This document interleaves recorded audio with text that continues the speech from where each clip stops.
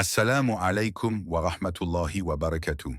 Bienvenue sur l'Arche de la foi. Si vous cherchez des réponses spirituelles, si votre cœur a soif de paix et de lumière divine, abonnez-vous à cette chaîne. Ensemble, plongeons dans la profondeur de la sagesse islamique et les mystères de l'âme. Imaginez un désert silencieux, pas un désert brûlant et hostile, mais un désert sacré, calme, infini. Là, au milieu de cette immensité sans mur ni repère, se lève une voix pure, claire, douce et puissante à la fois. Une voix qui porte le poids de la révélation, le parfum du ciel et la miséricorde de celui qui t'a créé. C'est la voix de Mohammed, paix et bénédiction sur lui. Une voix qui ne hurle pas, une voix qui ne vend rien, une voix qui rappelle. Mais aujourd'hui, cette voix semble noyée dans un bruit constant. Le bruit de nos écrans qui s'enchaînent comme des chaînes invisibles. Le bruit de nos ambitions qui courent après l'éphémère. Le bruit de nos peurs qui nous disent que nous ne sommes jamais assez, jamais en sécurité, jamais satisfaits. Et dans ce vacarme, cette voix, celle qui portait le message de ton Créateur, semble lointaine, presque muette. Pas parce qu'elle a cessé de parler, mais parce que nous avons cessé d'écouter. Et si aujourd'hui, cette voix s'adressait à toi, dans le secret de ton cœur, qu'est-ce qu'elle dirait? Elle te dirait: rappelle-toi que ton âme est plus précieuse que ce que tu possèdes. Ton âme, cette étincelle divine, ce secret que même les anges ne comprennent pas. Cette partie de toi qui ne vieillit pas, ne rouille pas, ne meurt pas. Et pourtant, regarde, combien de temps passes-tu à nourrir ce qui finit par disparaître, pendant que ton âme crie en silence? Combien de fois as-tu oublié celui qui t'a donné la vie, et avec lui, oublié jusqu'à ton propre cœur? Allah te répond, dans sa parole éternelle: et ne sois pas comme ceux qui ont oublié Allah. Alors il leur a fait oublier leur propre personne. Surat Al-Hashr 59-19. Oublier Allah, ce n'est pas seulement cesser de prier, c'est laisser la lumière s'éteindre, lentement, sans s'en rendre compte. C'est courir après mille choses tout en se perdant soi-même. C'est ne plus reconnaître le regard dans le miroir.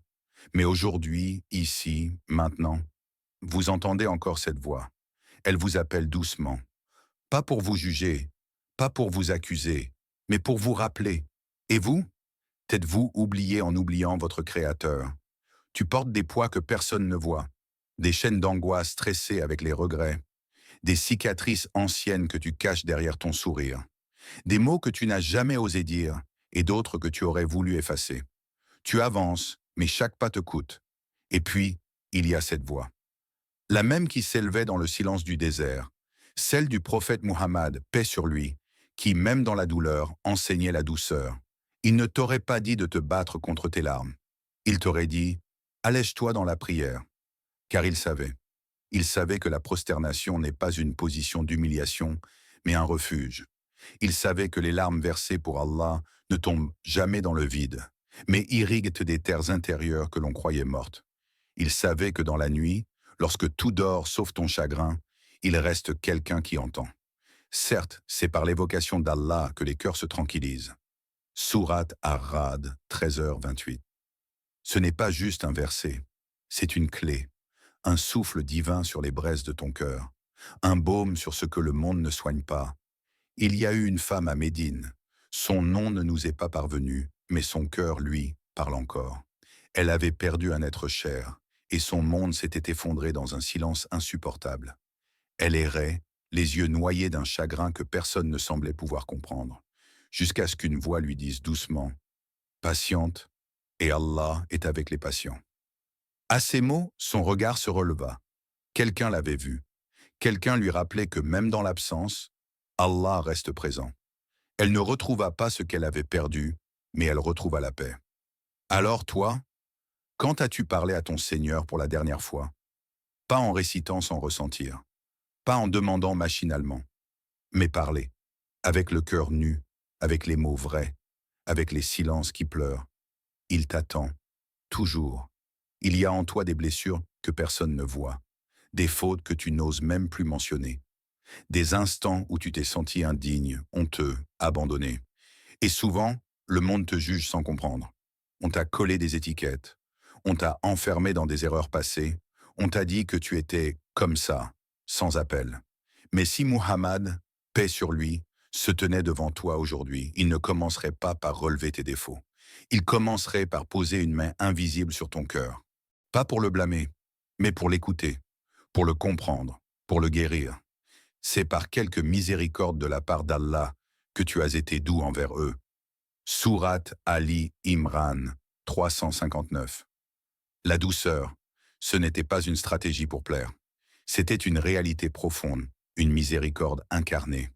Il ne traitait pas les gens comme des fautes à corriger, mais comme des âmes en souffrance. Un jour, un jeune homme s'approcha du prophète, d'un paix sur lui, avec une demande choquante. Il voulait qu'on lui permette de commettre l'adultère. Dans une société où une telle parole aurait pu provoquer colère ou humiliation, le prophète ne l'a ni giflé, ni crié, ni condamné. Il lui a parlé, calmement, avec une logique douce et une bienveillance palpable. Il lui a demandé « Aimerais-tu cela pour ta mère, pour ta sœur ?» Et chaque question a ouvert une porte dans le cœur du jeune homme.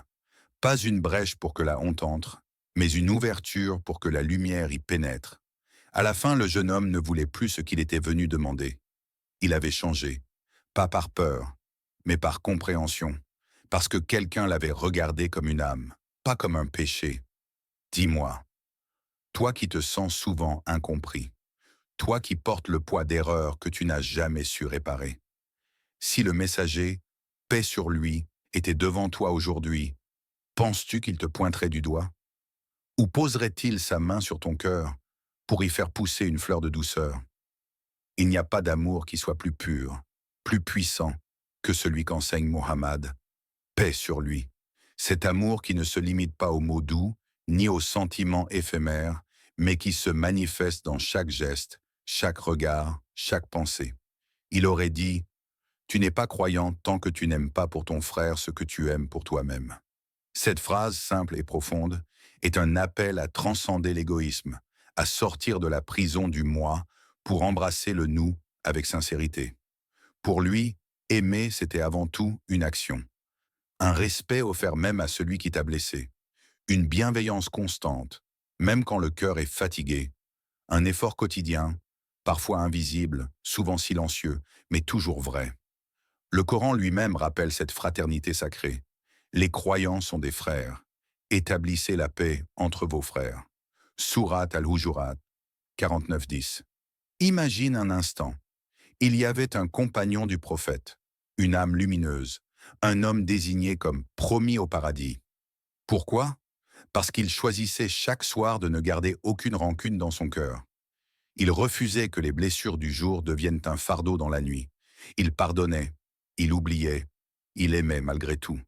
Et toi, dans ce tumulte quotidien, combien de cœurs blessés traînes-tu sans jamais prendre le temps de les réparer? Combien de rancunes alourdissent ton âme, alors que l'amour véritable t'appelle à la libération? Dans ce chemin que le messager a tracé, l'amour n'est pas naïf ni passif. C'est un courage, un choix, une révolution douce qui transforme les relations humaines en jardin de paix. Dans le monde bruyant où tout semble éclatant, le prophète, paix sur lui, avait l'œil pour les détails silencieux, les gestes discrets, les semences invisibles de la bonté. Il aurait posé son regard sur ton sourire offert à un pauvre, sur cette aumône discrète déposée sans fanfare, sur ta patience silencieuse dans la douleur qui t'habite. Et dans cette simplicité, il aurait vu la grandeur. Il t'aurait dit « Voilà ce qu'Allah aime ». Le Coran affirme avec une douceur infinie « Quiconque fait le poids d'un atome de bien le verra ». Sourate Az-Zalzala 99-7. Chaque petit geste, si humble soit-il, devient lumière dans l'obscurité, une étincelle divine qui éclaire ton chemin et celui des autres. Le prophète n'a jamais méprisé une action, aussi minuscule soit-elle. Une gorgée d'eau offerte à quelqu'un qui a soif, un mot doux qui apaise une colère, un silence choisi pour éviter le mal et la discorde. Tout cela est une richesse invisible, un trésor spirituel. C'est dans ces détails que se cache la véritable grandeur, celle que ni les regards humains, ni les titres, ni les possessions ne peuvent mesurer. Alors, à toi maintenant, combien d'actions invisibles as-tu accomplies aujourd'hui? Quel trésor as-tu semé sans les voir?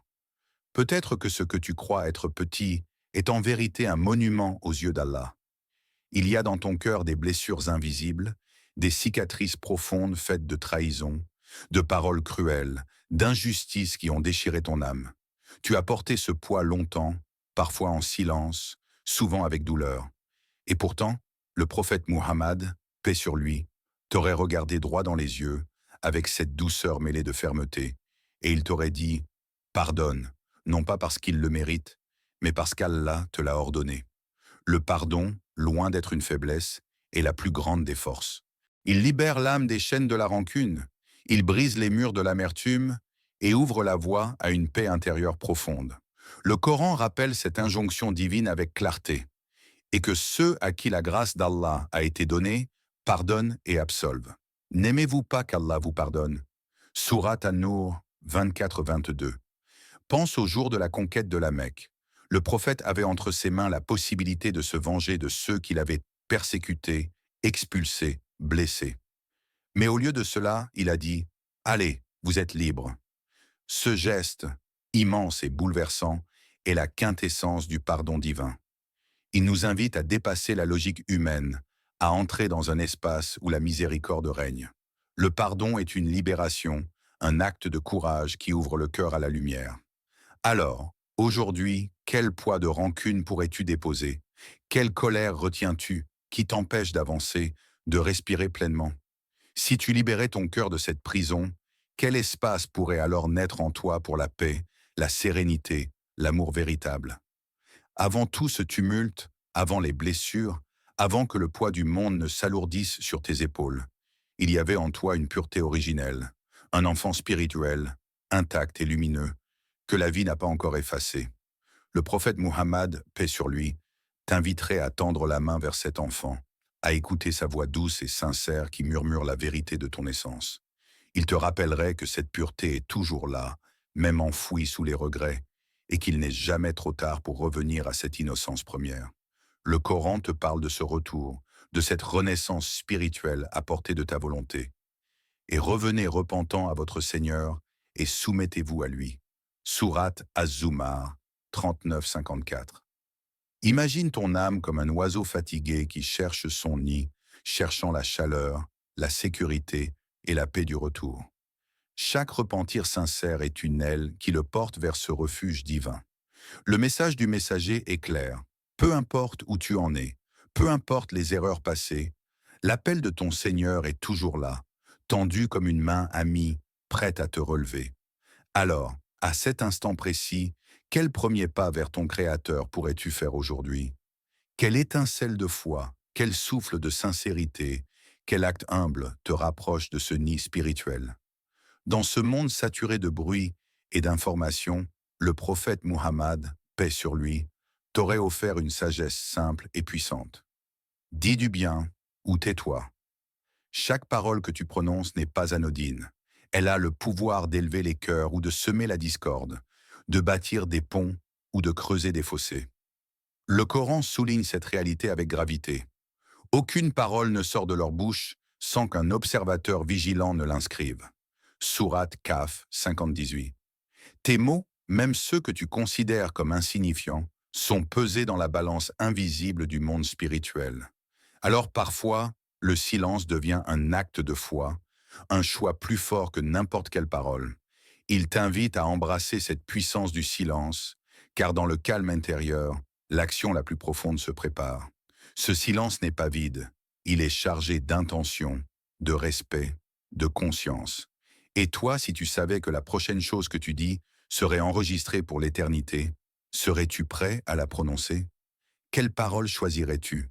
Après tout ce chemin parcouru, dans la fatigue, dans les doutes, dans les erreurs que tu portes, le prophète Muhammad, paix sur lui, poserait son regard bienveillant sur toi, avec une tendresse infinie et un message qui transcende le temps. Ton Seigneur ne t'a pas abandonné.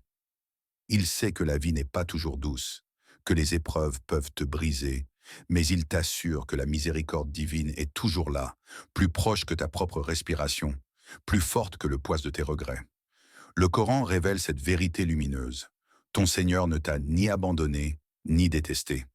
Sourate Ad-Duha 93-3. Il t'invite à t'accrocher à cet espoir inébranlable, à puiser dans cette promesse le courage d'avancer, malgré tout. Souviens-toi de l'histoire de cette femme esclave, humiliée, rejetée, sans abri, qui trouva la paix intérieure en entendant les paroles du messager. Tu es plus proche d'Allah que tu ne le crois. C'est ce même message que le prophète dépose dans ton cœur aujourd'hui. Un message d'amour, de réconfort et surtout d'espoir. Peut-être que c'est précisément ce message que ton âme attendait depuis toujours, un souffle divin qui ranime la lumière au plus profond de toi.